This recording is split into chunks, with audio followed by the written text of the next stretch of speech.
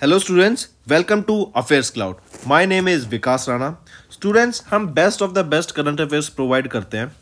आप हमारी applications career cloud को जाके चेक कर सकते हैं, जहां पर आप इजीली आपको वेरियस कोर्सेज देखने को मिलेंगे, क्विजेज अटेम्प्ट करने को मिलेंगी, पीडीएफ्स मिलेंगी जो कि आपकी प्रिपरेशन में बहुत ज़्यादा हेल्प करने वाली हैं।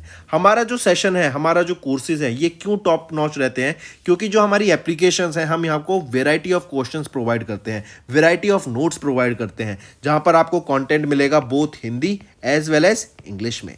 आपको क्या करना है, हमारी एप्लीकेशन को डाउनलोड करना है गूगल ऐप स्टोर से, जो कि आप इजीली कैरियर्स क्लाउड के नाम से सर्च करके डाउनलोड कर सकते हैं। And once you have downloaded, आपको लॉगिन करना पड़ेगा with your Gmail ID. And login करने के बाद आपको हमारी जो भी कोर्सेज हैं वो यहाँ पर आपको सारे देखने को मिलेंगे। जो भी आपको क्विज अटेम्प्ट करनी है वो देखने को मिलेगी। आपको ई बुक्स मिलेंगी, यहाँ पर पाथ मिलेंगे आपको। एंड जैसे मैंने आपको बताया, हम डेली बेसिस पे, वीकली बेसिस पे और मंथली बेसिस पे करंट अफेयर्स अपलोड करते हैं, both in Hindi as well as English language. यहां पर आप देखेंगे जो डेली बेसिस पे आपको नोट्स प्रोवाइड किए जाएंगे, फिर आप YouTube पे वीडियो देख सकते हैं, उसके बाद आप आके इस एप्लीकेशन पे क्विज अटेम्प्ट कर सकते हैं डेली बेसिस पे, जो कि बहुत ज्यादा हेल्पफुल रहने वाले हैं। सिमिलरली वीकली बेसिस पे भी आप ये करेंगे, जो करंट अफेयर्स हैं उसकी आपको पीडीएफ मिलेगी एंड आप क्विज अटेम्प्ट कर सकते हैं वीकली बेसिस पे भी, जो कि आपकी प्रिपरेशन को एक स्टेप आगे लेके जाएगा। एंड फिर ऐसे ही जो मंथली बेसिस पे आपको 100 क्वेश्चंस की इंपॉर्टेंट पीडीएफ मिलेगी,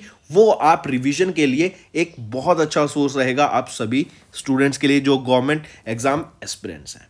इसी के साथ साथ आप देखेंगे हम बैंकिंग और इकोनॉमी के करंट अफेयर्स प्रोवाइड करते हैं आपको। हम state wise current affairs provide करते हैं, चाहे वो उत्तराखंड, उत्तर प्रदेश, त्रिपुरा, तेलंगाना, कोई भी स्टेट हो।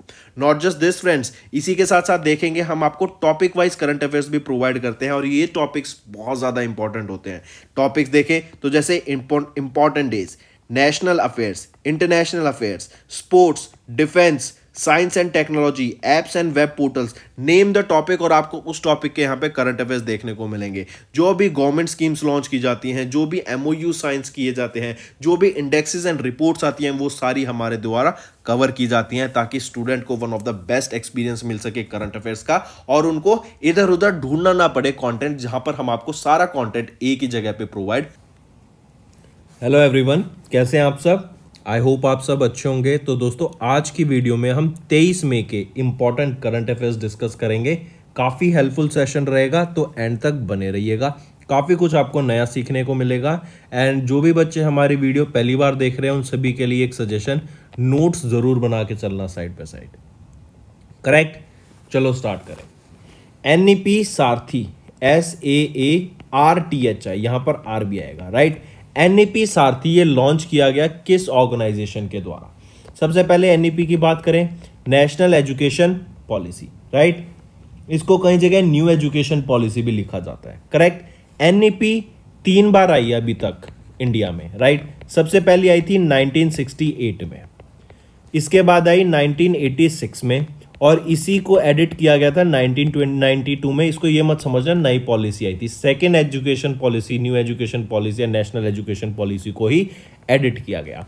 फिर अब जो नेशनल एजुकेशन पॉलिसी आई है 2020 में आई है, under prime minister Narendra Modi. अब क्वेश्चन पूछा जा रहा है कि NEP वैसे बेसिकली क्या है, कि आपका जो एजुकेशन सिस्टम है ना, उसमें रिफॉर्म्स लाए जाते हैं कि कैसे विद चेंजिंग टाइम्स, और हम जानते हैं अपनी टेक्नोलॉजी इतनी ज़्यादा एडवांस हो गई है, ठीक है? जो प्रेवलेंट कोर्सेज होते हैं, जो पहले से हिस्टोरिकल कोर्सेज चलते आ रहे हैं, उनकी जगह अब बच्चे उनको ना पढ़ के एक मिक्स्ड करिकुलम को पढ़ें, जिससे उनको जो वास्ट एक्सपीरियंस है, जो आज हमारी जनरेशन को वास्ट नॉलेज मिल रही है इंटरनेट के थ्रू, उसको कैटर किया जा सके, और जिनकी जिस फील्ड में रुचि है वो उसमें आगे बढ़ सके। करेक्ट? तो पूछा जा रहा है ये NEP सारथी ये लॉन्च किसके द्वारा किया गया? UGC के द्वारा लॉन्च किया गया।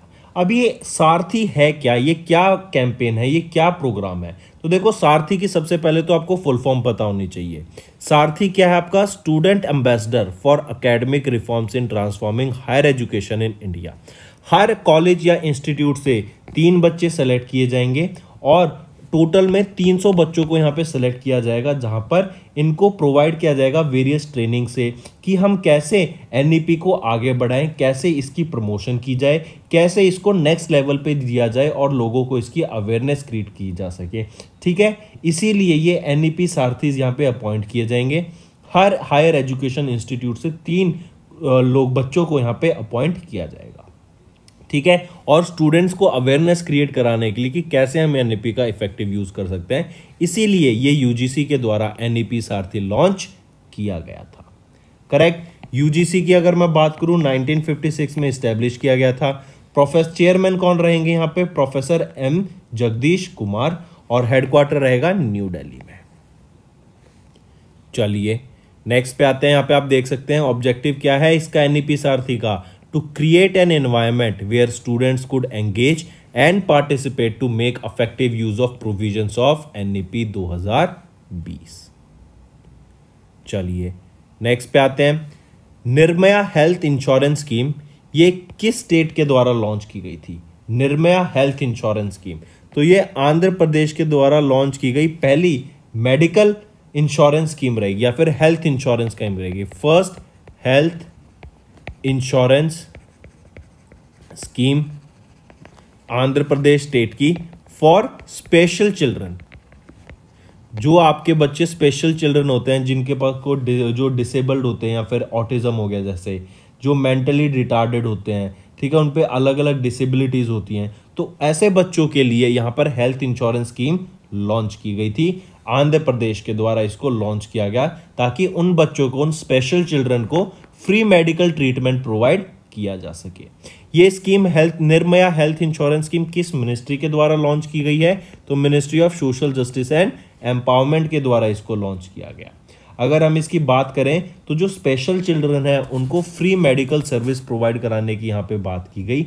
एंड अभी तक अगर हम देखें तो 15 लाख रुपए यहाँ पर कलेक्ट किए जा चुके हैं under the Sanjeevani Nidhi funds के थ्रू। संजीवनी निधि फंड्स क्या है कि जो एम्प्लॉयज हैं वहां पर वो अपना अमाउंट यहाँ पे कुछ ना कुछ जैसे डोनेशन करते हैं, आप कहीं एनजीओ में जैसे डोनेट करते हैं, तो ऐसे ही संजीवनी निधि के अंडर फंड्स कलेक्ट किए गए, फंड्स को अरेंज किया गया जो कि एम्प्लॉयज के द्वारा डोनेट किया गया from their personal income. And अभी तक 15 लाख रुपए यहाँ पे कलेक्ट किए गए हैं। इसी में आप देखेंगे जो प्रीमियम पे करना पड़ता है फिर इंश्योरेंस के लिए, वो प्रीमियम यहीं से जाएगा इन बच्चों के लिए, ताकि इनको 1 लाख रुपए पर ईयर तक का रीइंबर्समेंट मिल सके अगर उनको कोई भी दिक्कत होती है, और हॉस्पिटल्स में फिर उनका फ्री ट्रीटमेंट हो सके। इसीलिए ये स्कीम लॉन्च की गई थी। एंड विशाखापट्टनम में ही अराउंड 1404 चिल्ड्रन ऐसे हैं जिन स्पेशल नीड्स में आते हैं एंड उनको कहीं ना कहीं ट्रीटमेंट की ज़रूरत पड़ती है, और उन्हीं की मेडिकल ट्रीटमेंट के लिए, उनके हेल्थ सेक्टर में उनको ट्रीटमेंट प्रोवाइड कराने के लिए फ्री ऑफ कॉस्ट ये यहाँ पर लॉन्च किया गया। ठीक है, निर्भया हेल्थ इंश्योरेंस स्कीम किस स्टेट की है? आंध्र प्रदेश की। नेक्स्ट आ जाते हैं आरबीआई। आरबीआई ने अभी कैंसिल कर दिया certificate of registration of how many NBFCs. NBFC क्या होता है? Non banking finance companies. ये क्या होता है? बेसिकली आपकी ऑनलाइन आपका, या फिर हम बोलें तो ये आपका फंडिंग प्रोवाइड कराते हैं, ये आपको फाइनेंस फाइनेंस का काम करते हैं, किसी को लोन देना, इंटरेस्ट देना, ठीक है, लो इंटरेस्ट रेट रहते हैं इनके, फिर आगे ये मतलब एक तरीके का लोन प्रोवाइड कराने का काम करते हैं।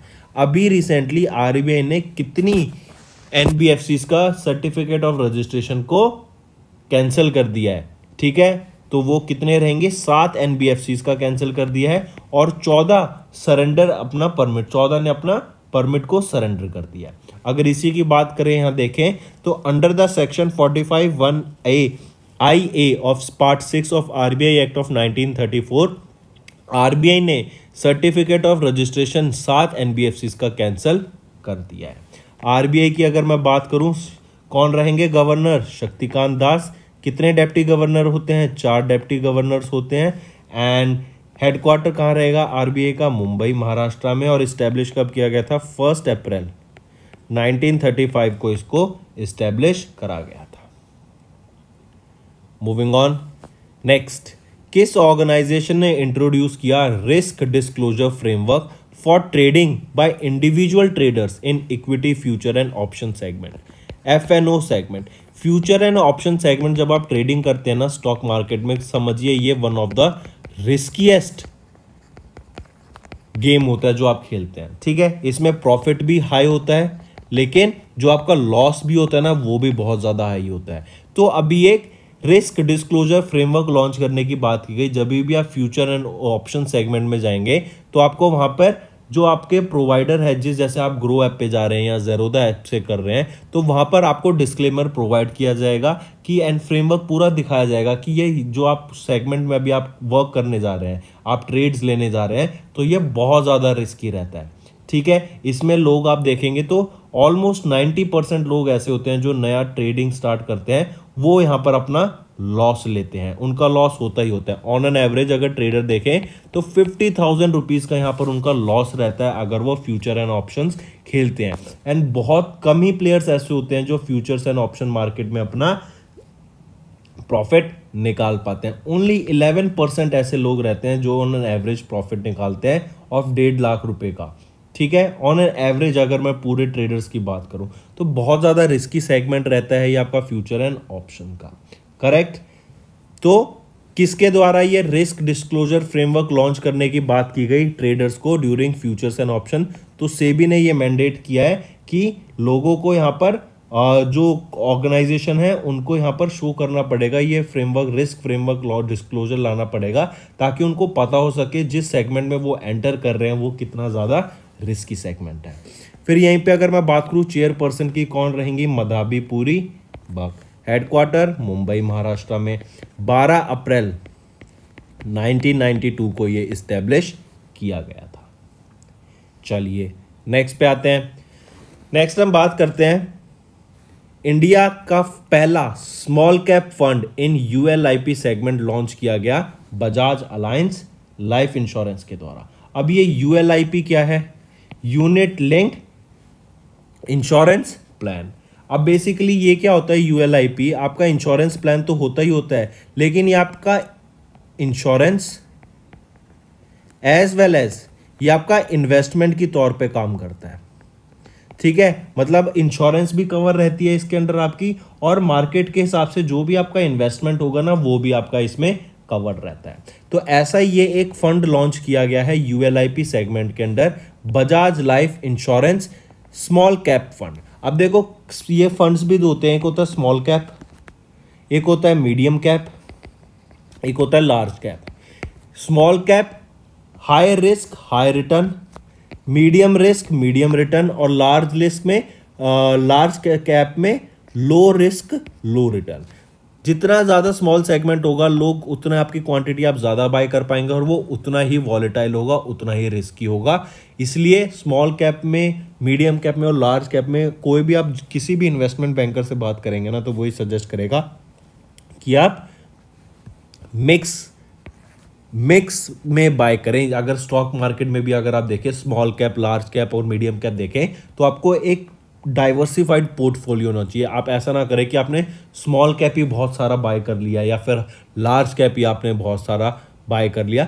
आप दोनों चीज़ बाय कीजिए, आप तीनों चीज़ बाय कीजिए तो आपका जो रिस्क है ना वो कम हो सके। करेक्ट।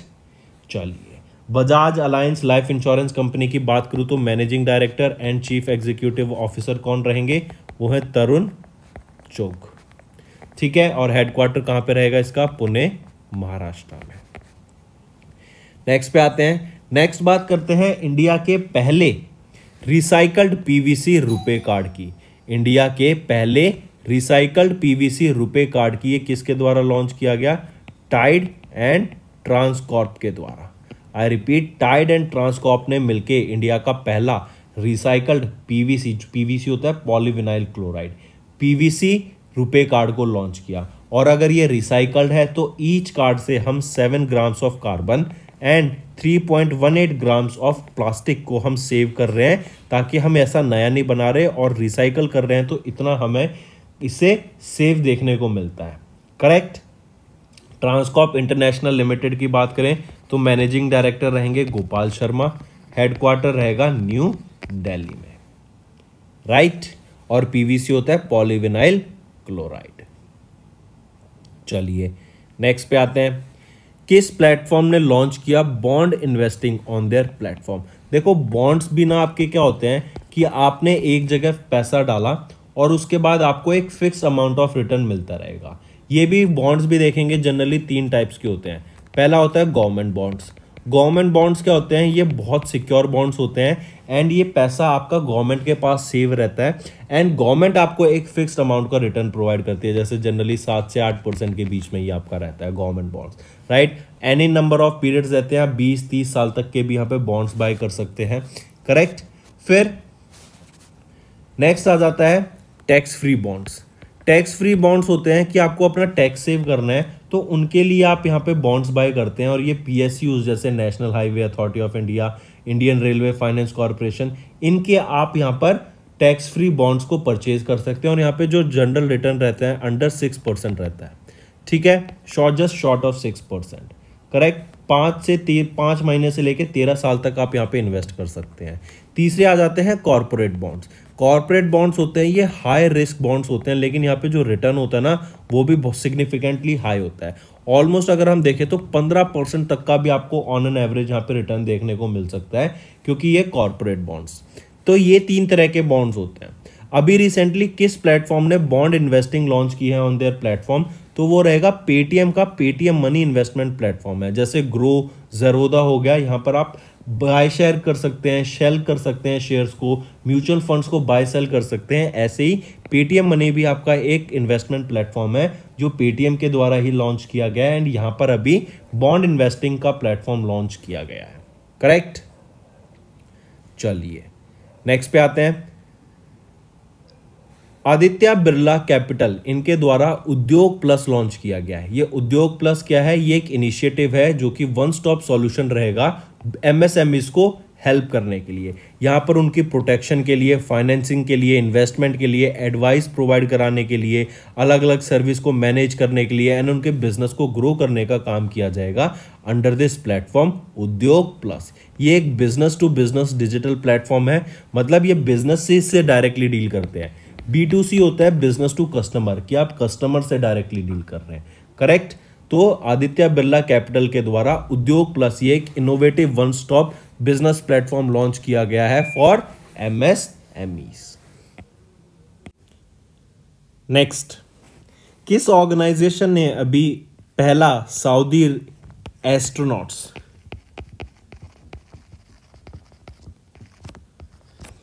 किस ऑर्गेनाइजेशन ने पहले सऊदी एस्ट्रोनॉट्स को स्पेस में भेजा?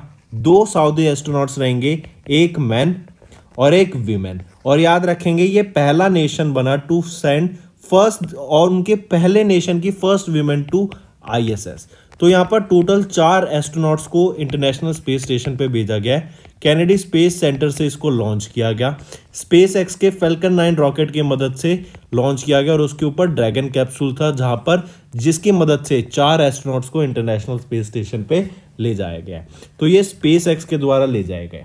यहाँ पर याद रखेंगे जो पहली सऊदी अरेबियन वीमेन बनी उनका नाम क्या रहेगा, वो है रियाना बरवानी, ठीक है। और सऊदी अरेबियन एस्ट्रोनॉट जो दूसरे हैं वो है अली अल कारनी, ठीक। तो ये दोनों नाम जरूर याद रखना और बाकी 2 आपके USA के हैं। नेक्स्ट आ जाते हैं स्पोर्ट्स पर। इटालियन ओपन 2023 अभी रिसेंटली हुआ था, ठीक है। इसका 80th एडिशन था ये अभी। एंड मेंस कैटेगरी में यहाँ पे डैनियल मेडिडिव ने इस टाइटल को जीत लिया। ये रशिया से बिलोंग करते हैं। और अगर मैं वीमेन कैटेगरी की बात करूं तो एलिना रिब्यंका ने इस टाइटल को जीत लिया है इन वीमेन्स कैटेगरी। और एलिना रिब्यंका की बात करें तो ये कजाकिस्तान से बिलोंग करती हैं, करेक्ट। यहां पर आप देख सकते हैं डैनियल मेडिडिव, इनका ये पहला इटालियन ओपन टाइटल रहेगा, first ever association of the ATP title on the clay court, ठीक है। और हम जानते हैं इटालियन ओपन क्ले कोर्ट पे खेला जाता है, तो इनका ये पहला टाइटल रहेगा जो उन्होंने क्ले कोर्ट पे जीता है। सिमिलरली एलिना रिब्यंका का भी ये पहला टाइटल रहेगा जो उन्होंने क्ले कोर्ट पे जीता है, करेक्ट। तो आप यहाँ पे देख सकते हैं man single title Daniil Medvedev Russia से, women single title Elena Rybakina ये कजाकिस्तान से, एंड मैन डबल्स भी एंड वीमेन डबल्स भी आप यहाँ पे देख सकते हैं। मूविंग ऑन, नेक्स्ट आ जाते हैं आपके गोल्डन ग्रैंड प्रिक्स पर। अभी रिसेंटली गोल्डन ग्रैंड प्रिक्स 2023 हुआ। यहां पर लॉन्ग जंप कैटेगरी में 6.65 मीटर की जंप ली एंड ये रहेंगी शैली सिंह। इन्होंने अभी रिसेंटली ये ब्रॉन्ज मेडल जीत लिया है by securing 3rd place at golden grand prix 2023 की एथलीट मीट जो वीमेन्स लॉन्ग जंप इवेंट हुआ था योकोहामा जापान में, तो Shaili Singh Indian third place आई, तो ब्रॉन्ज मेडल आया कहां पर, golden grand prix athletes meet जो कि योकोहामा जापान में हुई थी। मूविंग ऑन, फिर ऑब्यूटरी की बात करते हैं तो अभी रिसेंटली काफी famous British novelist Martin Louis Amis, इनका रिसेंटली निधन हो गया है। ये फेलो हैं of the Royal Society of Literature. इनका निधन हो गया यूएसए में एट द एज ऑफ 73। ये सन है of British writer Kingsley Amis, जिनको बुकर प्राइज से भी सम्मानित किया जा चुका है 1986 में for the novel The Old Devils. Book की बात कर रहे हैं तो बुक्स एंड ऑथर्स पे आते हैं। अभी रिसेंटली एक नई बुक को रिलीज किया गया जिसका टाइटल है पार्टीशन्ड फ्रीडम। ये पार्टीशन फ्रीडम बुक लॉन्च किसके द्वारा, रिलीज किसके द्वारा की गई, गुलाब चंद कटारिया जी के द्वारा रिलीज की गई। एंड इस बुक के ऑथर कौन रहेंगे, राम माधव जी इस बुक के ऑथर रहेंगे। ठीक है, ये बुक पब्लिश की जाएगी प्रभात प्रकाशन प्राइवेट लिमिटेड के द्वारा गुवाहाटी असम में। तो coming back, governor of Assam Gulab Chand Kataria ji ने बुक रिलीज की पार्टीशन्ड फ्रीडम, और इस बुक को ऑथर किया गया राम माधव के द्वारा। इस बुक में वेरियस इनसाइट्स हैं ड्यूरिंग 1905 से एंड प्री इंडिपेंडेंस एरा तक कि कैसे क्या हमारी हिस्ट्री रही है, कैसे हमारे फ्री पार्टीशन ने एक रोल प्ले किया, कैसे पार्टीशन हमारा हुआ, क्या उस तक गए, क्या क्या चीज़ों की वजह से हुआ, फिर ब्रिटिशर्स के बारे में वहाँ पे दिखाया गया है। ठीक, यहीं पे याद रखेंगे राम माधव के द्वारा दो और बुक्स को ऑथर किया गया है, uneasy neighbours India and China after 50 years of the war and असहज पड़ोसी। ये दोनों बुक्स भी इनके द्वारा ऑथर की गई हैं। और अब एक और बुक जिसका नाम है पार्टीशन फ्रीडम, ये बुक भी राम माधव के द्वारा ऑथर की गई है। चलिए नेक्स्ट पे आते हैं। International day for biological diversity हम कब ऑब्जर्व करते हैं, ये हम ऑब्जर्व करते हैं 22 मई को हर साल। करेक्ट, ये it is observe to raise awareness and promote the conservation of biological diversity. Correct, इनका जो बायोलॉजिकल डाइवर्सिटी का एक क्रूशियल रोल है इंडिया अर्थ पर लाइफ को सस्टेन करने के लिए, उसके बारे में अवेयरनेस क्रिएट कराने के लिए डे ऑब्जर्व किया जाता है हर साल 22 मई को। करेक्ट, पहली बार ये डे कब ऑब्जर्व किया गया था, 2002 में ऑब्जर्व किया गया था। एंड इसके लिए एक थीम आप सभी को याद रखनी है, वो है from agreement to action build back biodiversity. I repeat, from agreement to action build back biodiversity, ये थीम रहेगी international day for biological diversity की। ठीक है, चलिए नेक्स्ट पे आते हैं। When do we observe international tea day. International tea day कब ऑब्जर्व किया जाता है, हम 21 मई को इंटरनेशनल टी डे ऑब्जर्व करते हैं हर साल। पहली बार इसको 2020 में ऑब्जर्व किया गया था। एंड याद रखेंगे जो लार्जेस्ट प्रोड्यूसर टी कौन है वर्ल्ड में, वो है चाइना। ठीक है, largest producer as well as consumer.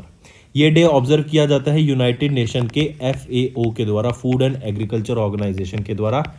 Q Dongyu यहाँ के डायरेक्टर जनरल रहेंगे एंड रोम इटली यहाँ पे हेडक्वार्टर रहेगा आपका फूड एंड एग्रीकल्चर ऑर्गेनाइजेशन का। नेक्स्ट आ जाता है world day for cultural diversity for dialogue and development. I repeat, world day for cultural diversity for dialogue and development 21 मई को ये दिन ऑब्जर्व किया जाता है हर साल 21 मई को। ठीक है, और जो वर्ल्ड के कल्चर्स हैं, उनकी रिचनेस है, उनको ऑब्जर्व किया जाता है, उनको सेलिब्रेट करने के लिए डे ऑब्जर्व किया जाता है। एंड यूनेस्को के द्वारा इसको ऑब्जर्व किया जाता है हर साल। 2003 से ये डे ऑब्जर्व किया जा रहा है 21 मई को। अगर मैं बात करूं यूनेस्को के director general Audrey Azoulay and Paris France में इनका हेडक्वार्टर रहेगा। राइट, चलिए नेक्स्ट पे आते हैं। फिर नेशनल एंटी टेररिज्म डे 21 मई को ये डे ऑब्जर्व किया जाता है to mark the death anniversary of former Indian prime minister Rajiv Gandhi. 1991 में राजीव गांधी का तमिलनाडु में असैसिनेट कर दिया गया था, उन्हीं की डेथ एनिवर्सरी को ऑब्जर्व किया जाता है as the national anti terrorism day. अगर राजीव गांधी जी की बात करें तो ये यंगेस्ट प्राइम मिनिस्टर थे इंडिया के। 40 साल की उम्र में इनको प्राइम मिनिस्टर घोषित कर दिया गया था। एंड इनकी 32nd बर्थ एनिवर्सरी अभी हमने 2023 में ऑब्जर्व करी है। करेक्ट, चलिए नेक्स्ट पे आते हैं। और एक और चीज यहाँ पर याद रखेंगे, राजीव गांधी को भारत रत्न से भी सम्मानित किया गया था पोस्टह्यूमसली इन 1991 ओनली, इनके निधन के बाद। फिर आ जाता है स्टेट न्यूज। मध्य प्रदेश पहली इंडियन स्टेट बन गई है जिन्होंने फ्री एयर ट्रैवल प्रोवाइड किया है पिलग्रिम्स को। जो भी सीनियर सिटीजन्स है ना, वो याद रखेंगे 60+ ईयर्स के हैं, उनको फ्री ट्रैवल प्रोवाइड किया जाता है ताकि वो धार्मिक स्थान पे विजिट कर सकें। उनके ट्रैवल पर्पसेस के लिए यहाँ पे कोई कॉस्ट नहीं लगती है, ठीक है। अभी रिसेंटली मध्य प्रदेश के द्वारा 32 सीनियर सिटीजन्स को, जिसमें 24 मैन थे और 8 वीमेन थी, इनको प्रयागराज उत्तर प्रदेश भेजा गया फॉर पिलग्रिमेज, और इनको फ्लाइट के थ्रू यहां से भेजा गया अंदर मुख्यमंत्री तीर्थ यात्रा योजना के अंदर, ठीक है। इसमें क्या है, और यहीं पे तीर्थ यात्रा, मुख्यमंत्री तीर्थ यात्रा योजना हुई, और एक होती है मुख्यमंत्री तीर्थ दर्शन योजना। इसमें क्या है, लोगों को यहाँ पर जो भी सीनियर सिटीजन्स हो गए उनको भेजा जाएगा यूजिंग ट्रेन या फिर फ्लाइट, ताकि वो ट्रैवल कर सकें, जो स्पिरिचुअल टूर है वो कर सकें इन इंडिया, करेक्ट। और ये जो आपकी मुख्यमंत्री तीर्थ दर्शन योजना थी, ये 2012 में स्टार्ट की गई थी जून में, ताकि जो ट्रैवल है उसको बढ़ाया जा सके और लोग ज्यादा से ज्यादा इन पिलग्रिम स्टेज जगह पर विजिट कर सकें, ठीक है। तो याद रखेंगे, फ्री एयर ट्रैवल पिलग्रिम्स को प्रोवाइड कराने की वो पहली स्टेट कौन सी बन गई है, वो है मध्य प्रदेश। मध्य प्रदेश के चीफ मिनिस्टर कौन रहेंगे, शिवराज सिंह चौहान, करेक्ट। चलिए नेक्स्ट पे आते हैं फिर राजस्थान के ऊपर। राजस्थान स्टेट ने अभी एक GIS based 3D model launch किया है 4 सिटीज का। अब 3D मॉडल बेस्ड होगा, और GIS क्या होता है, ज्योग्राफिक इंफॉर्मेशन सिस्टम, मतलब जैसी सिटीज बनी हुई है उस हिसाब से ये एक proper GIS based 3D model develop करने की बात की गई। इससे बेनिफिट क्या होगा, इन 4 सिटीज का अगर हम मॉडल बना रहे हैं, और ये 4 सिटीज हैं जोधपुर, उदयपुर, कोटा और अजमेर, इससे क्या होगा, जो सिटी का डेवलपमेंट होगा ना, सिटी प्लानिंग, आपका ट्रांसपोर्ट प्लानिंग, कि कैसे हम रोड्स को डेवलप कर सकते हैं, कैसे हाईवेज को डेवलप कर सकते हैं, क्या क्या प्लानिंग के थ्रू हम उन सिटीज को और बेटर बना सकते हैं, वो इन 3D मॉडल से आपका फीट अचीव हो जाएगा, ठीक है। जैसे अगर हम बात करें, लार्ज स्केल इंफ्रास्ट्रक्चर डेवलपमेंट करनी है, हमें ट्रांसपोर्टेशन प्लानिंग करनी है, हमें टाउन प्लानिंग करनी है कि ऐसे ऐसे हम टाउन बनाएंगे, तो उसके लिए ये 3D मॉडल बहुत ज़्यादा हेल्पफुल रहने वाले हैं। और इसी के लिए आप ध्यान रखेंगे 106.46 करोड़ रुपए का यहाँ पे प्रपोजल पास किया गया है, करेक्ट। राजस्थान के चीफ मिनिस्टर अशोक गहलोत और गवर्नर रहेंगे कलराज मिश्रा जी। तो दोस्तों ये थे हमारे आज के इंपॉर्टेंट करंट अफेयर्स। अब आ जाते हैं क्विक रिवीजन पर। UGC ने लॉन्च किया NEP Saarthi to involve students in implementing NEP 2020। Nirbhaya health insurance scheme launch की, और ये आंध्र प्रदेश की पहली हेल्थ इंश्योरेंस स्कीम है स्पेशल चिल्ड्रंस के लिए। RBI ने कैंसिल कर दिया certificate of registration of 7 NBFCs। SEBI ने इंट्रोड्यूस किया risk disclosure framework for trading by individual traders in equity FNO segment. India का पहला small cap fund in ULIP segment launch किया गया बाय आजाद Allianz life. Tide and Transcorp ने launch किया India का पहला recycled PVC RuPay card. Paytm money ने लॉन्च किया bond investing on their platform. Aditya Birla capital launch Udyog plus, जो कि एक innovative one stop business platform है फॉर MSMEs। SpaceX ने लॉन्च किया पहला सऊदी एस्ट्रोनॉट इन स्पेस, और इन्हीं के साथ फर्स्ट वीमेन एस्ट्रोनॉट्स को भी स्पेस में भेजा। तो 2 सऊदी के लोग ISS पे जाएंगे। नेक्स्ट आ जाता है इटालियन ओपन। डेनियल मेडवेडेव ने मैन सिंगल टाइटल जीता और एलिना रेबेंका ने वीमेन सिंगल टाइटल जीता। गोल्डन ग्रैंड प्रिक्स की बात करें तो इंडियन एथलीट शैली सिंह, यहाँ इन्होंने ब्रॉन्ज मेडल जीता है। Renowned British novelist Martin Louis Amis, इनका निधन हो गया। असम गवर्नर गुलाब चंद कटारिया, इन्होंने एक बुक रिलीज की है partition freedom. International day for biological diversity की बात करें तो 22 मई को ऑब्जर्व किया जाता है। इंटरनेशनल टी डे की बात करें तो 21 मई को ऑब्जर्व किया जाता है।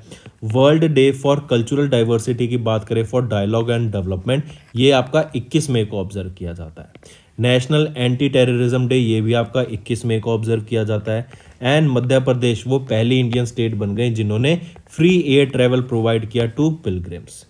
राजस्थान कैबिनेट की बात करें, इन्होंने अप्रूव किया एक GIS बेस्ड 3D मॉडल्स को डेवलप करने का ऑफ 4 सिटीज, ताकि बेटर टाउन प्लानिंग हो सके। तो दोस्तों ये तो थे हमारे आज के इंपॉर्टेंट करंट अफेयर्स। अब आ जाते हैं रिवीजन सेगमेंट पर।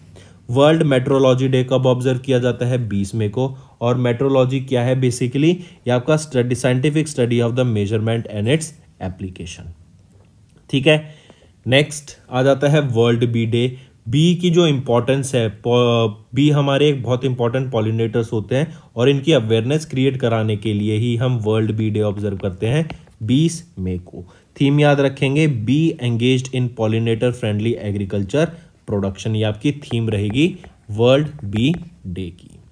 नेक्स्ट आ जाता है 7th edition of global road safety week, आपका 15 से 21 मई के बीच में ऑब्जर्व किया जाता है हर साल, जिसकी थीम रहेगी streets for life #rethink mobility.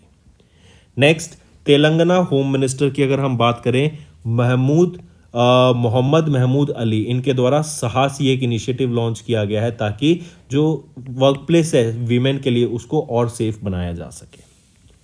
Next RBI के द्वारा 2000 नोट को विड्रॉ करने की बात की गई फ्रॉम सर्कुलेशन, और आप यहां पर एक्सचेंज और डिपॉजिट कर सकते हैं इसको टिल 30 सितंबर। नेक्स्ट बात करते हैं ministry of port shipping and waterways. इन्होंने असम गवर्नमेंट के साथ टाई अप किया ताकि टूरिज्म को बढ़ावा दिया जा सके। करेक्ट, सागरमाला प्रोजेक्ट के अंडर टूरिज्म को बढ़ावा देने के लिए और जो इंपॉर्टेंट 7 हिस्टोरिक साइट्स हैं उनको कनेक्ट किया जा सके, इसीलिए ये रिवरराइन टूरिज्म लॉन्च किया गया है असम में। आप यहां पे देख सकते हैं ये असम में रिवरराइन टूरिज्म है, तो ये एक रिवर पर होगा। किस रिवर पे होगा और असम में कौन सी रिवर है? ब्रह्मपुत्रा रिवर। ठीक है, तो ब्रह्मपुत्रा रिवर में असम में आपका ministry of port shipping and waterways ने एंड असम सरकार ने मिलके एक रिवरराइन टूरिज्म प्रोजेक्ट को यहाँ पे लॉन्च किया, टूरिज्म सर्किट को लॉन्च किया, ताकि जो 7 हिस्टोरिक प्लेसेस हैं उनको कनेक्ट किया जा सके एंड टूरिस्ट को एक ज़्यादा अच्छा एक पूरा एक्सपीरियंस प्रोवाइड किया जा सके। जो इनिशियल कॉस्ट रहेगी इस सागरमाला प्रोजेक्ट के अंडर इसको डेवलप करने की, वो रहेगी 40 से 45 करोड़ रुपए। ठीक है, चलिए असम की बात करें। असम के चीफ मिनिस्टर कौन है? हिमंता बिस्वा शर्मा जी। फिर यहाँ पे गवर्नर कौन रहेंगे? ये हैं गुलाब चंद कटारिया। फिर याद रखेंगे कि असम के जोरहट में ही पहला pure green hydrogen making plant setup किया गया, और ये कहां पर सेटअप किया गया था? जोरहट में, जोरहट असम में। किसके द्वारा? ऑयल इंडिया लिमिटेड के द्वारा।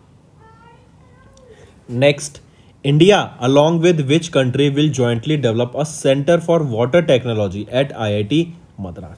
देखो, वाटर टेक्नोलॉजी, एक centre for water technology develop करने का मतलब यहां पर क्या हुआ कि हम ऐसे सस्टेनेबल और ऐसी प्रैक्टिसेस को यूज करें, जो कि ऐसी वाटर मैनेजमेंट प्रैक्टिसेस को यूज करें जो कि एक तो हमारे एनवायरनमेंट को हार्म ना करें, दूसरा जो हमारी ग्रोइंग नीड्स हैं, जो हम जानते हैं हमारी पॉपुलेशन बढ़ रही है और हम जानते हैं टेम्परेचर जैसे गर्मियों में बहुत ज़्यादा बढ़ जाता है, तो उसको डील करने के लिए उनसे जो डिमांड डेवलप होती है ड्यूरिंग समर स्पीड, उनको पूरा करने के लिए और क्लीन वाटर प्रोवाइड कराने के लिए लोगों को ये लॉन्च किया गया सेंटर फॉर वाटर टेक्नोलॉजी। अब देखो, हम वाटर को, सीवेज वाटर हो गया, इन सभी वाटर को ट्रीट करते हैं, राइट। तो इनको ट्रीट करने के लिए, बेटर ड्रिंकिंग वाटर प्रोवाइड कराने के लिए, कि घर में जो पानी जा रहा है लोगों के पीने के लिए वो साफ पानी हो, उसमें कोई बैक्टीरिया ना हो, तो इन सभी चीज़ों को ध्यान में रखते हुए इन्हीं चीज़ों पे वर्क करने के लिए इंडिया ने किस कंट्री के साथ टाई अप किया? To develop centre of water technology at IIT Madras. तो याद रखेंगे, वो इंडिया और इजराइल ने मिलके यहाँ पे एक centre of water technology setup करने की बात की गई, उस पर काम करने की बात की गई IIT मद्रास में। ये फंक्शन करेगा एज अ प्लेटफॉर्म, ताकि बोथ इंडिया एंड इजराइल अपनी कंसल्टेशंस कर सकें, डिस्कशंस कर सकें ड्रिंकिंग वाटर, सीवेज मैनेजमेंट जैसे टॉपिक्स पर।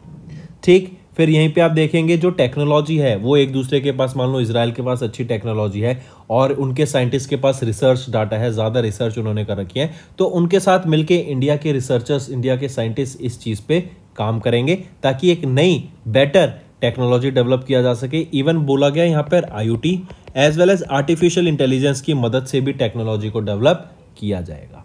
IoT होता है internet of things, right.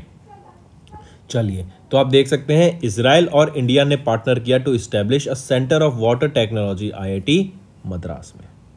Moving on, where was the Sagar Parikrama Yatra phase 5 launched? Sagar Parikrama Yatra phase 5 ये कहां पर लॉन्च की गई? पहले तो ये बता दो सागर परिक्रमा ये है क्या? सागर परिक्रमा है कि जो आपके फिशरमैन्स होते हैं ना, फिशरमैन कम्युनिटी है, ये जो फिशिंग सेक्टर है इसको बढ़ावा देने के लिए, यहाँ पे इकोनॉमिक अपलिफ्टमेंट लाने के लिए, जो आपके जैसे हम बोले जो भी आपका कोस्टल एरिया होता है वहाँ पे शिपिंग आपकी फिशिंग बहुत ज़्यादा होती है, तो उस फिशिंग सेक्टर को इंश्योर करने के लिए कि ये कभी ख़त्म ना हो एक तो, और दूसरा कि इसमें कैसे हम इकोनॉमिक रेवोल्यूशन ला सकते हैं, कैसे हम इसमें इकोनॉमिकली यहाँ पे लोगों की और ज़्यादा मदद कर सकते हैं कि उनको और ज़्यादा पैसा कमाने का मौका दिया जा सके। तो ये आपका सागर परिक्रमा रहेगा। इसका फेज 5 अभी लॉन्च किया गया, कहाँ पर? रायगढ़ में। और ये रायगढ़ कहां पर आ जाता है? ये आपका महाराष्ट्र में है। ठीक है, काफी इंपॉर्टेंट, याद रखेंगे। ये आपका 7 मई को लॉन्च किया गया था रायगढ़ महाराष्ट्र में, और 19 मई को ये खत्म हो जाएगा गोवा में। मतलब इस प्रोजेक्ट को, इस सागरमाला को फिनिश किया जाएगा। ठीक है, एंड हो जाएगा। नेक्स्ट यहां पर देख सकते हैं सागर परिक्रमा यात्रा फेज 5 पुरुषोत्तम रूपाला जी के द्वारा लॉन्च की गई। किस मिनिस्ट्री के द्वारा? Ministry of fisheries, animal husbandry and dairying के द्वारा लॉन्च की गई। कहां लॉन्च की गई? रायगढ़ महाराष्ट्र में। एंड कहां हुआ इसका? गोवा में। चलिए नेक्स्ट पे आते हैं, इंटरनेशनल अफेयर्स। अभी यूबीआई ग्लोबल ने रैंक किया केरला स्टार्टअप मिशन को as the world's number 1 public business incubator. ये इंक्यूबेटर क्या होता है? इंक्यूबेटर एक ऐसी प्लेस होती है, जैसे मान लो आपने एक अपना स्टार्टअप स्टार्ट किया, राइट? आप चाहते हैं कि मैं अपना खुद का बिजनेस करूं, आपने स्टार्टअप शुरू किया, लेकिन अब आपको है कि मैं कहां पर इसको अपना ऑफिस लगाऊं, घर में लगा लूं या फिर कहीं और ऑफिस ले लूं जहां पे मुझे गाइडेंस भी मिल सके, जहां पे मुझे मॉनेटरी हेल्प भी मिल सकती है, फाइनेंशियल हेल्प भी प्रोवाइड की जा सकती है, और स्टार्टअप के टाइम पे क्या क्या दिक्कतें आती हैं उसके रिलेटेड जो एक्सपीरियंस होता है वो भी प्रोवाइड किया जा सकता है। इसी को कहते हैं इंक्यूबेशन, कि अपने अंडर एक स्टार्टअप को ले लिया, उसको ग्रो करने में उसकी मदद की गई। सिमिलर टाइप का अगर आपको याद हो, technology hub, T hub 2.0 launch किया गया था तेलंगाना हैदराबाद में, और इस टेक्नोलॉजी हब का काम क्या था? इंक्यूबेशन प्रोवाइड कराना, और यहाँ पे 200 से भी ज्यादा स्टार्टअप को इंक्यूबेशन प्रोवाइड कराने का स्पेस अवेलेबल था। ठीक है, तो वापस आते हैं, ये एक पब्लिक बिजनेस इंक्यूबेटर के तौर पर वर्ल्ड का नंबर 1 पब्लिक बिजनेस इंक्यूबेटर कौन निकल के आया है? वो है केरला स्टार्टअप मिशन। केरला का स्टार्टअप मिशन आपका बेस्ट, वर्ल्ड का नंबर 1 पब्लिक बिजनेस इंक्यूबेटर निकल के आया। मतलब केरला बहुत ज़्यादा अच्छे से काम कर रहे हैं अपने जो स्टार्टअप्स हैं, उनके लोकल एरिया के जो स्टार्टअप्स हैं उनको हेल्प करने में, ताकि वो ग्रो कर सके। करेक्ट। तो ये 6th UBI global world benchmark study थी। इन्होंने 2nd एडिशन रिलीज किया of the UBI global world ranking and business incubator and accelerators का, जिसमें केरला स्टार्टअप मिशन टॉप पर आता है in terms of business incubator. Next, which airports new terminal project bags the international safety award? तो अभी Trichy airport के new terminal को best international safety award से सम्मानित किया गया। डायरेक्टली याद रखेंगे। तो ये त्रिची एयरपोर्ट रहेगा कहाँ? ये आपका तमिलनाडु में। ठीक है, इनको इस अवार्ड से, इंटरनेशनल सेफ्टी अवार्ड से सम्मानित किया गया। किसके द्वारा? बाय ब्रिटिश सेफ्टी काउंसिल के द्वारा, in the first class category merit list में। ठीक है, इन फर्स्ट क्लास कैटेगरी या in first class merit category में इनको अभी त्रिची इंटरनेशनल एयरपोर्ट को इनके नए प्रोजेक्ट, नए टर्मिनल प्रोजेक्ट को अभी अवार्ड किया गया है इंटरनेशनल सेफ्टी अवार्ड से by British safety council. ITD cementation ये कंपनी का नाम है, जो कि कंपनी आपका ये नया टर्मिनल बिल्डिंग डेवलप कर रही है त्रिची एयरपोर्ट पे। एंड ये आपको त्रिची एयरपोर्ट कहाँ रहेगा? चेन्नई, तमिलनाडु में। ठीक, इसी के साथ साथ 2 और एयरपोर्ट याद रखेंगे जिनको अभी लिस्ट किया गया, इनको प्लेटिनम रेटिंग दी गई है इन एसीआई ग्रीन एयरपोर्ट रिकॉग्निशन में। एसीआई क्या होता है? Airport council of international. ठीक है, एयरपोर्ट काउंसिल ऑफ इंटरनेशनल के एशिया पैसिफिक ग्रीन एयरपोर्ट्स के लिए इनको प्लेटिनम कैटेगरी से सम्मानित किया गया, इंडिया के 2 एयरपोर्ट्स को। और वो भी दोनों एयरपोर्ट कहाँ के हैं? कर्नाटका के हैं। पहला तो है केम्पगोवड़ा इंटरनेशनल एयरपोर्ट, और दूसरा आ जाता है आपका मैंगलुरु इंटरनेशनल एयरपोर्ट। ठीक है, अगर मैं ब्रिटिश सेफ्टी काउंसिल की बात करूं तो चीफ एग्जीक्यूटिव ऑफिसर कौन रहेंगे? Michael Robinson. लंदन यूके में हेडक्वार्टर रहेगा, 1957 में स्टैब्लिश किया गया था। एशियाई एयरपोर्ट काउंसिल ऑफ इंटरनेशनल की बात करूं तो मॉन्ट्रियल कनाडा में इनका हेडक्वार्टर रहेगा, और 1970 में इसको स्टैब्लिश करा गया था। मूविंग ऑन, नेक्स्ट बात करते हैं south Asian film festival of Montreal. यह भी मॉन्ट्रियल कनाडा में हुआ था। साफ Montreal south Asian film festival, यहां पर याद रखेंगे अभी बेस्ट लॉन्ग डॉक्यूमेंट्री अवार्ड से सम्मानित किया गया है गौरी को। गौरी आपकी डॉक्यूमेंट्री है जिसको बेस्ट लॉन्ग डॉक्यूमेंट्री अवार्ड से सम्मानित किया गया। गौरी, ये एक journalist and activist Gauri Lankesh के ऊपर डॉक्यूमेंट्री बनाई गई है। इसको डायरेक्ट किया गया था कविता लंकेश के द्वारा एंड इनको अभी यहां पर सम्मानित किया गया for with the best long documentary award से। ये फिल्म पोर्ट्रे करती है लाइफ ऑफ गौरी लंकेश, जो कि एक जर्नलिस्ट और एक्टिविस्ट थी। इनको असैसिनेट कर दिया गया था 2017 में due to her criticism of right wing Hindutva politics. State news के ऊपर अभी एक पैच रिपोर्टिंग एप्लीकेशन लॉन्च की गई है और ये पैच रिपोर्टिंग एप्लीकेशन क्या है, रोड पे जैसे आपके जो पोर्ट होल्स होते हैं उनको रिपोर्ट करने के लिए यहाँ पर ये पैच रिपोर्टिंग एप्लीकेशन लॉन्च की गई। किस स्टेट के द्वारा? उत्तराखंड के द्वारा। किस व्यक्ति के द्वारा लॉन्च की गई? तो उत्तराखंड के चीफ मिनिस्टर पुष्कर सिंह धामी के द्वारा आपका ये पैच रिपोर्टिंग एप्लीकेशन लॉन्च की गई है, जो कि आपके उत्तराखंड को पोर्ट होल फ्री बनाने में मदद करेगी। एंड यहाँ पर आप उनकी पिक्चर्स लेके पोर्ट होल्स की इस एप्लीकेशन पे रजिस्टर कर सकते हैं। इस एप्लीकेशन पे आप उसको डाल सकते हैं और फिर उस पोर्ट होल को वहां पर ठीक किया जाएगा उसको। ठीक है, चलिए नेक्स्ट पे आते हैं। फिर हिमाचल प्रदेश की हम जानते हैं कंगड़ा टी। कंगड़ा टी को जीआई टैग मिला था और याद रखना जीआई टैग क्या होता है? ज्योग्राफिकल इंडिकेशन टैग, कि इस जगह की कंगड़ा टी आपकी फेमस रहती है। एंड कंगड़ा टी काफ़ी ज़्यादा फेमस है for its quality and unique aroma. और अब उनको यूरोपियन यूनियन में उनको जीआई टैग मिला विद यूरोपियन यूनियन। इसका मतलब क्या है? यूरोपियन यूनियन के साथ जीआई टैग मिलने का मतलब अब हम कंगड़ा टी को जो यूरोपियन मार्केट है उसका भी एक्सेस मिल जाएगा, right. This means that the tea can now be sold in Europe as the registration will recognise the quality, genuineness and reputation of the product in the European market. वहां पे इसकी जो demand है वो भी बढ़ेगी और वहां पर रिकॉग्नाइज किया जाएगा इसको as a good quality of product, इसीलिए जीआई टैग मिला with European Union. Next is Siddaramaiah, इनको चीफ मिनिस्टर अपॉइंट किया गया है कर्नाटका का। एंड डीके शिवा कुमार, इनको डेप्टी चीफ मिनिस्टर अपॉइंट किया गया है कर्नाटका का। नेक्स्ट, इंडिया का जो डिफेंस प्रोडक्शन है ना वो $12 बिलियन एक्सीड कर गया for the first time. $12 billion का मतलब 1 लाख करोड़ का जो मार्क है इंडिया का डिफेंस प्रोडक्शन का, वो टच कर दिया फॉर द फर्स्ट टाइम और ये 12% से ज्यादा था as compare to last year. Correct. Next आ जाता है फिर एयर एशिया इंडिया I-5767। ये इंडिया का पहला कमर्शियल प्लेन बना जिन्होंने सस्टेनेबल एविएशन फ्यूल को यूज करके टेक ऑफ किया फ्रॉम पुणे टू दिल्ली। ये फ्लाइट रहेगी पुणे टू दिल्ली और ये पहला कमर्शियल एयरक्राफ्ट था, प्लेन था जिन्होंने सस्टेनेबल एविएशन फ्यूल को यूज किया। तो नाम याद रखेंगे, एयर एशिया इंडिया की फ्लाइट I-5767। तो दोस्तों ये हो गए हमारे रिवीजन करंट अफेयर्स। अब आ जाते हैं होमवर्क पर। Which institution released World Tourism Barometer Report? दूसरा, किस इंस्टीट्यूशन ने एस्टेब्लिश किया एक नेशनल एनर्जी मैनेजमेंट सेंटर? तीसरा, highly pathogenic aviation influenza has been confirmed in which country? तो ये 3 आपके होमवर्क क्वेश्चन रहेंगे। आई होप आपको सेशन पसंद आया और वीडियो से कुछ ना कुछ सीखने को मिला तो लाइक कर देना और कमेंट करके ज़रूर बताना कि आपको क्या पसंद आया, क्या सेशन अच्छा लगा, राइट। और अगर आप ये लाइक और कमेंट करेंगे तो इससे मुझे मोटिवेशन मिलेगी ताकि मैं आपके लिए और बेटर कंटेंट डेली बेसिस पे ला सकूं, ताकि सभी बच्चों को बेनिफिट मिल सके, जो भी गवर्नमेंट एक्सपीरियंस है उनको बेटर से बेटर कंटेंट प्रोवाइड किया जा सके।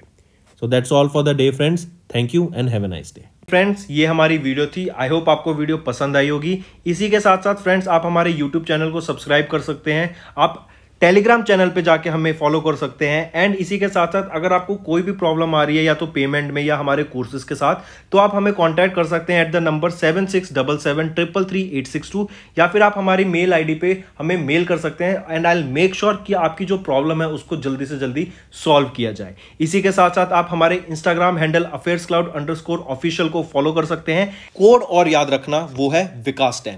अगर आपको 10% का एक्स्ट्रा डिस्काउंट चाहिए तो आप विकास10 का कोड यूज कर सकते हैं, आपको क्रैक 10 के अलावा 10% का डिस्काउंट यहां पे मिलेगा। और इसी के साथ साथ अगर आपको कोई भी इश्यू आ रहा है हमारी एप्लीकेशन से रिलेटेड, वेबसाइट से रिलेटेड, या आपका कोर्स परचेज नहीं हो रहा या आपका कोर्स परचेज हो गया, पैसे कट गए हैं या कोई भी इश्यू आ रहा है, तो आप हमें कॉन्टैक्ट कर सकते हैं एट द नंबर 9677333862 या फिर आप मेल कर सकते हैं support@affairscloud.com पे एंड आई मेक श्योर हमारा रिप्रेजेंटेटिव आपको जल्दी से जल्दी आपको रीच करेगा एंड आपकी प्रॉब्लम को सॉल्व करेगा। That's all for the day, friends. I hope you enjoyed the session and you can follow us on the YouTube channel, as well as apart from YouTube channel, you can go and follow us at Affairs Cloud Telegram channel. And if you have any queries related to the content or the of courses offered to you or the payment which you did on the application, you can contact us on the number provided, that is 7677333862. Apart from this friends, you can follow us on the Facebook as well as on Instagram handle, that is affairscloud_official. In the end friends, if you use a code that is Vikas10, you will be getting an additional extra 10% discount by using this code Vikas10. Also, if you have any problem regarding the course purchase, any problem regarding to our application, you can contact us on the mobile number, that is 9677333862. And if you want to mail us, you can also mail us on support@affairscloud.com, and I assure you that our representative from us will be contacting you soon and resolving your issue.